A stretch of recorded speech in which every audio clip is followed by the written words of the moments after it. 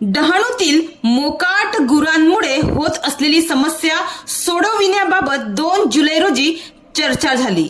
डहाणूचे सहाय्यक जिल्हाधिकारी तथा उपविभागीय अधिकारी विशाल खत्री यांच्या अध्यक्षतेखाली किसान सभेचे शिष्टमंडळ आणि संबंधित प्रशासकीय अधिकाऱ्यांची संयुक्त बैठक पार पडली। या चर्चेत प्रशासनाने या समस्येकडे गांभीर्याने लक्ष देऊन ठोस निर्णय घेऊन नगर परिषद, ग्रामपंचायत, ट्रॅफिक पोलीस यांना तसे आदेश दिले। मात्र सहाय्यक जिल्हाधिकारी तथा उपविभागीय अधिकारी यांचे तसे आदेश असतानाही त्यांचे आदेश हे पायदळी तुडवण्याचा प्रकार आज समोर आला।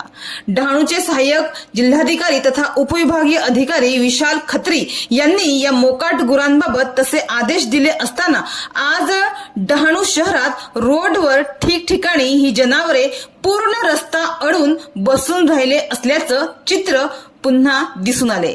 त्यामुळे आदेशानंतरही या ठिकाणी परिस्थिती जैसे थे अवस्थेत असल्याने डहाणूचे सहाय्यक जिल्हाधिकारी तथा उपविभागीय अधिकारी विशाल खत्री यांच्या आदेशाची पायमल्ली या ठिकाणी होत आहे असंच समजतंय।